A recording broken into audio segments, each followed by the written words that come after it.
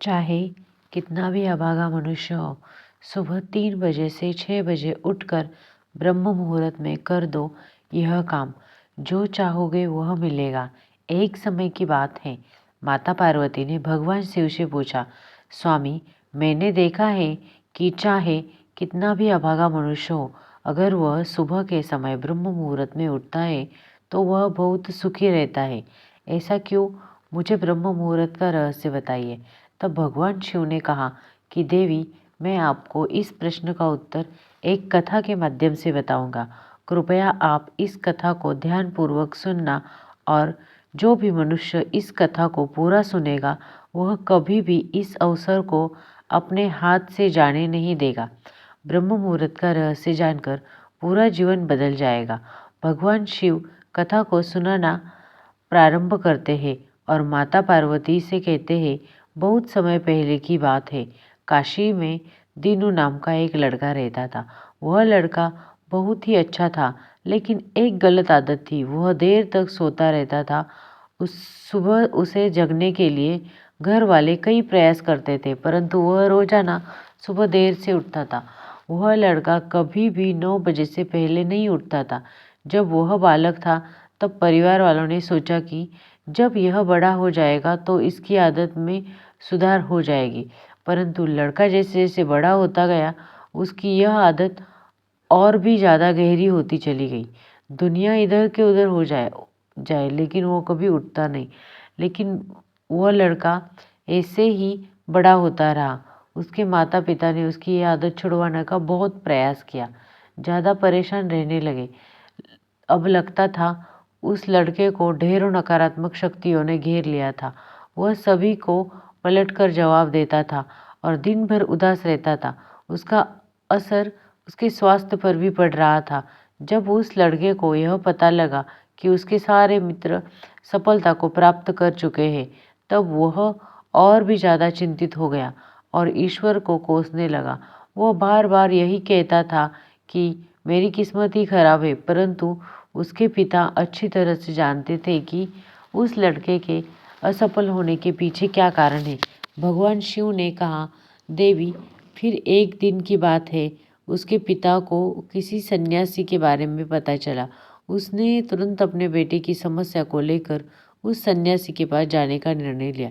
सन्यासी को बेटे की आदतों के बारे में बताया और सन्यासी ने कहा कि कल आप अपने बेटे को इस आश्रम में आने को कहिए।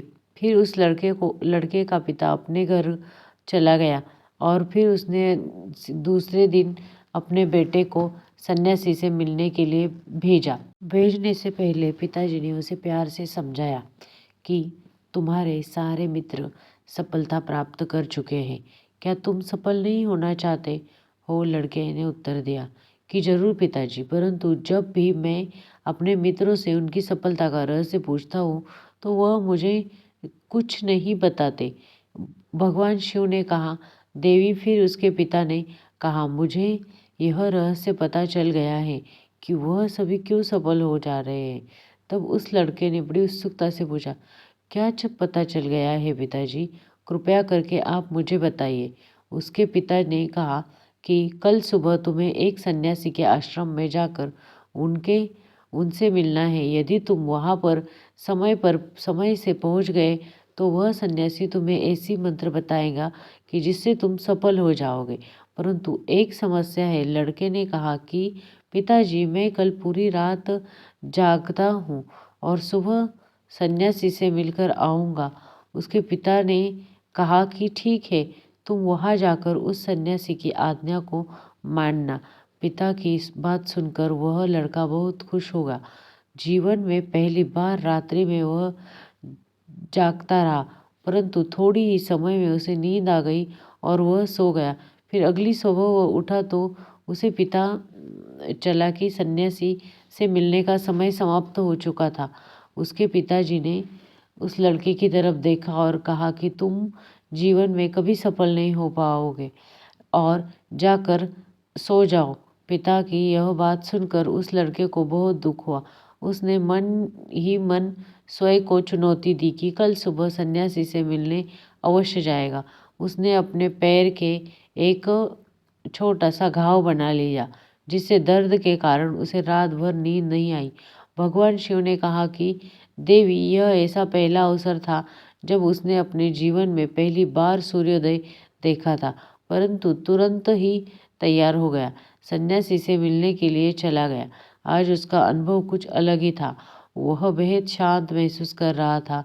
चलते चलते वह लड़का जैसे ही सन्यासी के आश्रम में पहुंचा, तो वहां पर उसने देखा कि सन्यासी और उसके सभी शिष्य ध्यान लगाकर बैठे हुए हैं। भगवान शिव ने कहा, हे देवी। फिर जब ध्यान का समय समाप्त हुआ, तब लड़का उस सन्यासी के पास पहुंचा और उन्हें प्रणाम करते हुए बोला कि अपने पास कोई ऐसा मंत्र है जिससे मैं सफल हो सकता हूँ, कृपया करके मुझे वो मंत्र बताइए। मैं भी अपने मित्र के समान सफल बनना चाहता हूँ और अच्छा जीवन जीना चाहता हूँ।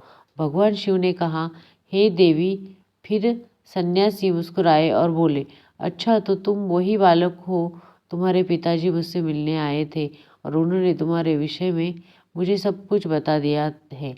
मैं तुम्हें वह मंत्र अवश्य बता देता हूँ, परंतु अब लड़के ने जैसे ही तुरंत शब्द सुना, तो लड़का घबरा गया। उसने पूछा, परंतु क्या गुरुदेव? तब सन्यासी बोला, मैं तुम्हें वह मंत्र बताऊंगा, परंतु अगले 21 दिन तक तुम्हें मेरी आज्ञा माननी होगी। मैं तुम्हें वह मंत्र 21 दिनों के बाद बताऊंगा। तब तक मैं तुमसे जो भी कार्य कहूँगा वह करना होगा। यदि तुम असफल हुए, कार्य के बीच में तुम्हारा संकल्प टूट गया, तो उस मंत्र का असर नहीं होगा। दृढ़ निश्चय के साथ उस लड़के ने कहा कि मुझे आपकी सारी आज्ञा स्वीकार है। मैं अगले 21 दिनों के लिए आपका दास हूँ। आप जो भी कहेंगे मैं वही करूँगा। मुझे केवल उस मंत्र के बारे में जानना है। भगवान शिव ने कहा कि दे दे। फिर सन्यासी ने उस लड़के से कहा कि ठीक है, कल से तुम्हारा कार्य शुरू होगा। तुम इसी आश्रम में निवास करोगे। और वह लड़का आश्रम में निवास करने के लिए तैयार हो गया। सन्यासी ने कहा कि यहाँ रहते हुए तुम्हें ब्रह्म मुहूर्त में उठना होगा और दूसरे शिष्यों की तरह ध्यान और तप करना होगा। साथ ही आश्रम में कार्यों में भी सहायता करनी होगी। ध्यान रहे, यह संकल्प टूटना नहीं चाहिए। भगवान शिव ने कहा, देवी। अब लड़का सन्यासी की बात से सहमत हो गया था और अगले 21 दिन कार्य की शुरुआत की थी उसने दृढ़ निश्चय किया, परंतु एक सप्ताह बीतने के पश्चात भी उसका संकल्प टूट गया और वह 8वें दिन देर तक सोता रहा। जब वह नींद से जागा, तो उसने कहा कि मुझसे कितनी बड़ी भूल हो गई। वह रोते हुए सन्यासी के पास पहुंचा और कहने लगा कि हे गुरुदेव, मेरा संकल्प टूट गया। मैं जीवन में कभी सफल नहीं हो पाऊंगा।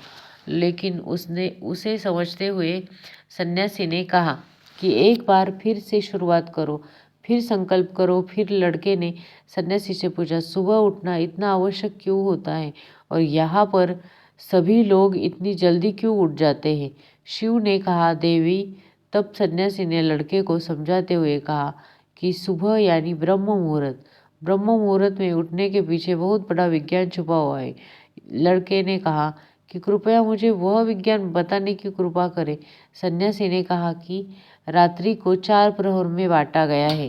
पहला प्रहर रुद्रकाल, जिसका समय शाम 6 बजे से लेकर रात 9 बजे तक होता है। राक्षस काल, जिसका समय रात्रि 9 बजे से 12 बजे तक होता है। तीसरा गंधर्व काल, जिसका समय रात्रि 12 से 3 बजे तक का होता है। और सबसे अंत में जो प्रहर होता है उसे मनोहर काल कहते हैं। इस समय का ब्रह्म मुहूर्त या अमृत बेला के नाम से भी जाना जाता है।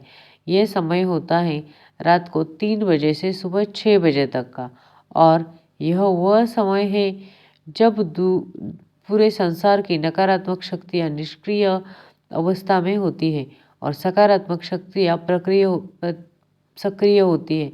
ब्रह्म मुहूर्त अर्थात ब्रह्म मुहूर्त का अर्थ देवताओं का समय होता है। भगवान शिव ने कहा, हे देवी। वह सन्यासी आगे कहता है कि इस समय में देवता धरती पर विचरण करते रहते हैं और जागरूक मनुष्य पर बड़ी कृपा बरसाते हैं। उसका सकारात्मक भाव पड़ता है। ब्रह्म मुहूर्त ऐसा एक समय होता है जिसमें मनुष्य का मस्तिष्क बिल्कुल खाली होता है, जिसमें किसी प्रकार के कोई विचार नहीं होते, और जब इस समय व्यक्ति अपनी पुस्तक खोलकर पाठ या अध्ययन कर लेता है तो उन्हें सब कुछ जल्दी जल्दी याद भी होता है और यह लंबे समय तक याद रहता है। यह ऐसा समय है जिसमें हम ज्ञान को समझने का प्रयास करते हैं।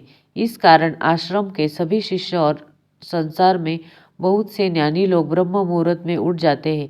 प्राचीन काल में रोशनी का कोई स्रोत नहीं होने के कारण लोग अपने दिन का समापन समाप्त सूर्यास्त के साथ और आरंभ के साथ करते थे। यह एक तरीका है जिससे मानव जीवन प्रकृति के साथ तालमेल बना सकता है। भगवान शिव ने कहा, हे देवी। फिर उस लड़के ने कहा कि ठीक है, मैं कल से अपना संकल्प फिर से शुरू करूंगा, परंतु ब्रह्म मुहूर्त में उठकर मुझे क्या क्या करना चाहिए। तब सन्यासी ने कहा कि ठीक है, मैं तुम्हें बताता हूँ कि ब्रह्म मुहूर्त में क्या क्या करना चाहिए और कैसे करना चाहिए। सबसे पहले उठकर धरती माता पर पाँव रखने से पहले धरती माता को प्रणाम करना चाहिए और अपनी दोनों हाथों की हथेलियों को देखना चाहिए और ईश्वर को धन्यवाद देना चाहिए कि उन्होंने तुम्हें आज का सूर्योदय देखने का अवसर दिया है। इसके बाद नित्य कर्म और स्नान करके शरीर ही नहीं बल्कि मन की शुद्धता भी बढ़ती है। स्नान करने के पश्चात ध्यान की प्रक्रिया होनी चाहिए। ब्रह्म मुहूर्त में ध्यान की अवधि 21 दिन तक होती है। इस विधि का उपयोग तब किया जाता है जब आप अपनी कोई मनोकामना की पूर्ति चाहते हैं। यह एक ऐसा समय है जब व्यक्ति अपने आज्ञा चक्र को सक्रिय करने पर काम करता है। भगवान शिव ने कहा, हे देवी। आगे वह सन्यासी कहता है, आज्ञा चक्र दोनों भवों के बीच होता है। यह संकल्प का स्थान भी कहा जाता है और अगर इस चक्र पर ध्यान केंद्रित किया जाए तो अपनी मनोकामना को बार बार दोहराया जाए तो मात्र 21 दिनों के भीतर वह मनोकामना पूरी हो जाती है।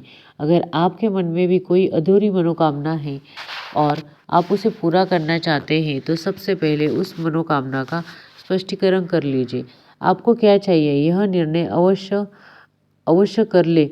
इसके बाद ध्यान की विधि को शुरू करें। ब्रह्म मुहूर्त में स्नान के बाद एक ऐसा स्थान चुनें जहाँ पर वायु का प्रवेश हो। ध्यान में शुद्ध प्राणवायु का होना बहुत ही आवश्यक है और ध्यान ही मुद्रा में रीढ़ की हड्डी सीधी होनी चाहिए, साथ ही गर्दन भी सीधी होनी चाहिए। सुखासन की अवस्था में दोनों हाथों को घुटनों पर रखें और आंखें बंद करके बैठ जाइए। हाथों की मुट्ठी को बंद कर लेकर 2-3 मिनट तक बिल्कुल शांत हो जाइए। जब आपका शरीर स्थिर हो जाए और विश्वास भी शांत हो जाए तब उसके बाद सारा ध्यान आज्ञा चक्र पर लगाइए और इस दौरान लंबी गहरी सांस ले और सांस को रोक कर रखें। समय आप अपनी इच्छा को मन ही मन में दोहराएं। अपने मन में इष्ट देव और देवियों को बुलाइए। गुरुजनों का चिंतन करें। भगवान शिव ने कहा, देवी। उस सन्यासी ने यह जब सांस को रोकना कठिन हो गया तब धीरे धीरे सांस को बाहर की ओर छोड़ दिया। मुख से बाहर छोड़े। इस प्रयास को 3 से 4 बार प्रतिदिन दोहराया। इसे प्रतिदिन करने से आपकी जो मनोकामना है वह अवचेतन मन तक पहुंच जाती है और इच्छा पूरी जल्दी होने के लिए चक्र सक्रिय हो जाता है और हमारी आज्ञा को पूरा करता है। सांस को रोक कर रखने के दौरान शरीर में आपातकाल की स्थिति हो जाती है जिससे आप बेकार ही की बातें सोचने का विचार बंद कर देते हैं और ब्रह्म मुहूर्त के समय ईश्वर की विशेष कृपा होती है और कोई भी व्यक्ति अपनी मनोकामना को इस समय पर दोहराता है तो उसकी इच्छा जल्द से जल्द पूरी होती है। भगवान शिव ने कहा, हे देवी। इस प्रकार सन्यासी ने उस लड़के को ब्रह्म मुहूर्त का महत्व बताया। अगले 21 दिन तक उस लड़के ने बड़े मन ही मन में के साथ निश्चय करके अपनाया और वह बहुत ही ज़्यादा अनुशासित और शांत स्वभाव का बन गया चुका था। उस लड़के ने जैसे ही अपनी संकल्प का पूरा कर लिया तो बाद में वह लड़का बड़े ही प्रसन्न भाव से सन्यासी के पास पहुंचा और कहने लगा कि गुरुदेव, मैंने 21 दिन का संकल्प पूरा कर लिया। अब कृपया मुझे सफल होने का मंत्र बताइए। जब सन्यासी ने मुस्कुराते हुए कहा कि पिछले 21 दिनों से जो अभ्यास तुम करते आए हो वही तुम्हारी सफलता का मंत्र है। जो व्यक्ति ब्रह्म मुहूर्त में उठकर ध्यान प्रक्रिया को सही से करता है तो वह जीवन में कभी भी असफल नहीं होता है, वो सफल ही होता है। तुम्हें ब्रह्म मुहूर्त का रहस्य पता चल चुका है। अब तुम इसे अपने जीवन में उपयोग कर सकते हो। और साथ ही साथ अगर आपको भी ये वीडियो अच्छा लगा होगा तो प्लीज़ कृपया करके वीडियो को लाइक करें।